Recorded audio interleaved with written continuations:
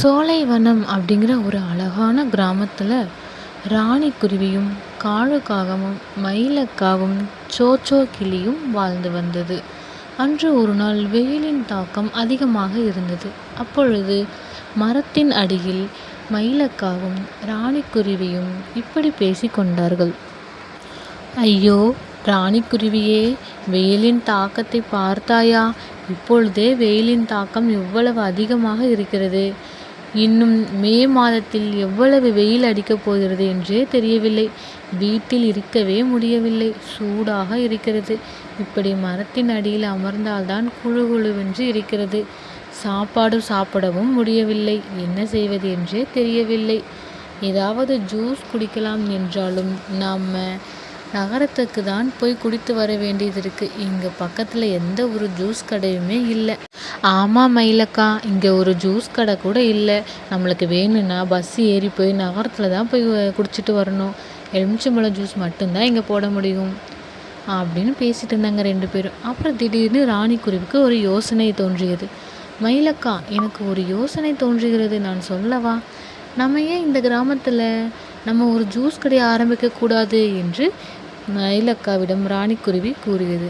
அப்பொழுது சோச்சோ கிளியும் காழுக்காகவும் அங்கே வந்தது. அடடா, ஜூஸ் கடை ஆரம்பிக்க போறீங்களா? எப்போ ஆரம்பிக்கிறீங்க? நல்ல யோசனையாக இருக்கிறதே என்று சோச்சோ ராணிக்குருவியிடம் கேட்டது.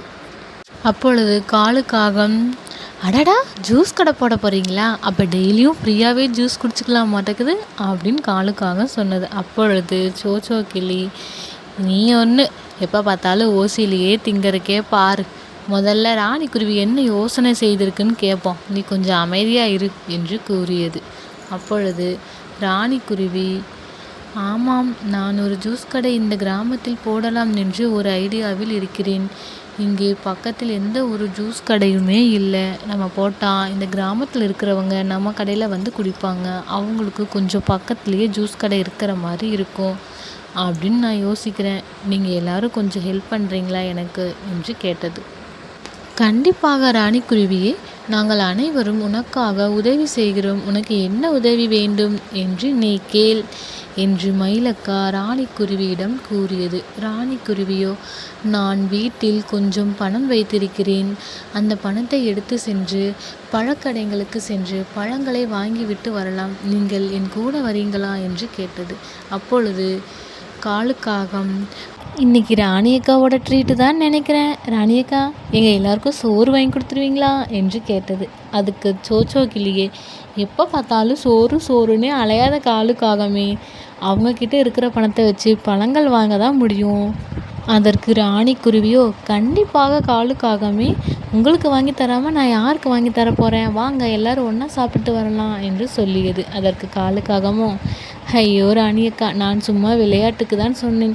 சரி வாங்க, இப்படி பேசிகிட்டே நம்ம பஸ் ஸ்டாப்புக்கு போயிடலாம், பஸ் வந்துடும் என்று பேசிக்கொண்டே பஸ் ஸ்டாப்பிற்கு சென்றார்கள். அங்கு பஸ்ஸும் நின்று கொண்டிருந்தது. சோச்சோ கிளி திடீரென கையை மறித்து பஸ்ஸில் ஏறியது. 4 பேரும் பஸ்ஸில் சென்று பழக்கடைக்கு வந்தார்கள். 4 பேரும் ஒரு பழக்கடையில் நின்று பழங்களின் விலையை விசாரித்தார்கள். அப்பொழுது விலை அதிகமாக கூறினார்கள். காழுக்காகமோ, என்னங்க, பழத்துக்கு ரேட்டு சொல்ல சொன்னால் பழக்கடை மொத்தத்துக்கும் ரேட்டு சொல்கிறீங்க. இவ்வளவு ரேட்டு சொன்னால் நாங்கள் எப்படி வாங்கிறது? எங்களுக்கு இந்த பழமே வேண்டாம். வாங்க ராணியக்கா, நம்ம அந்த கடைக்கு போய் கேட்போம் அப்படின்னு காழுக்காகம் ராணிக்குருவியிடம் கூறியது.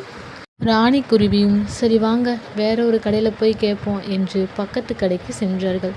அங்கு விலை கேட்டபோது ஓரளவுக்கு விலை கம்மியாக கூறினார்கள். சரி மயிலக்கா, இந்த கடையிலே நம்ம எல்லா பழங்களையும் வாங்கிடலாம் என்று கூறி அந்த கடையில் அனைவரும் பழங்களை வாங்கினார்கள். பிறகு அனைவரும் பஸ் வந்தவுடன் பஸ்ஸில் ஏறி வீட்டிற்கு வந்து விட்டார்கள். ராணிக்குருவி அவர்கள் 3 பேரிடமும், நாளை கடை திறப்பு விழாவிற்கு நீங்கள் அனைவரும் வந்து விடுங்கள் என்று கூறிவிட்டு நான் சென்று கடையை சுத்தம் செய்து வைக்கிறேன் என்று சொல்லியது. அனைவரும் வீட்டிற்கு சென்றார்கள். மறுநாள் காலை பொழுது விடிந்தது.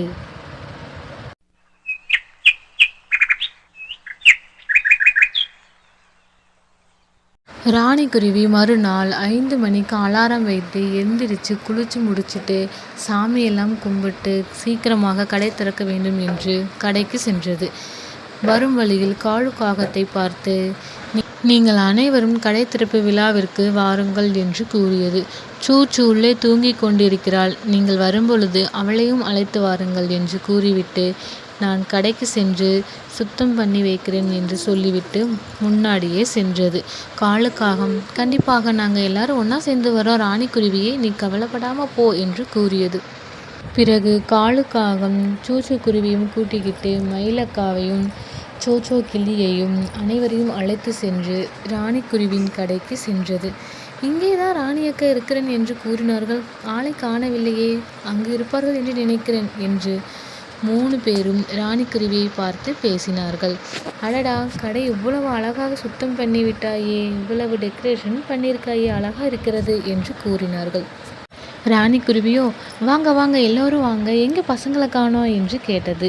பசங்க எல்லோரும் அந்த சேரில் உட்கார்ந்துருக்காங்க, அங்கே பாரு என்று மயிலக்கா காமித்தது.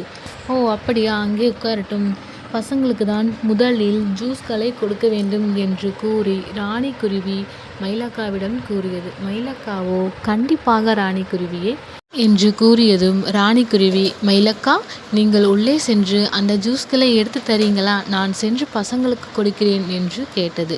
மயிலக்காவும், கண்டிப்பாக ராணிக்குருவியே, நான் எடுத்து தருகிறேன் என்று 4 பேருக்கும் ஜூஸ்களை எடுத்து கொடுத்தது.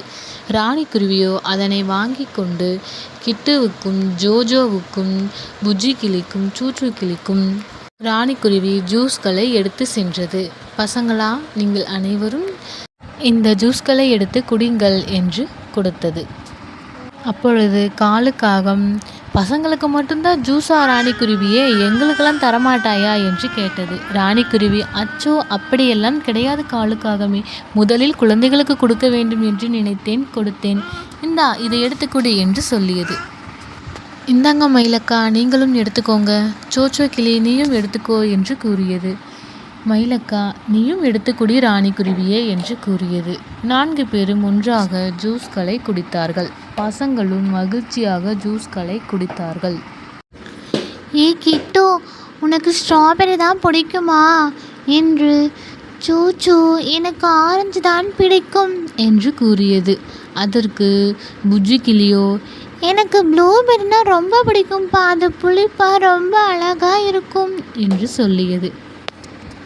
அதற்கு ஜோஜோவோ, எனக்கு இந்த ஃபலோடா தான் ரொம்ப பிடிக்கும், இது ரொம்ப சூப்பராக இருக்கும், நீங்கள் ஒரு டைம் குடிச்சு பாருங்க, நல்லா இருக்கும் என்று 4 பேரும் பேசிக்கொண்டு ஜாலியாக அந்த ஜூஸ்களை குடித்தார்கள்.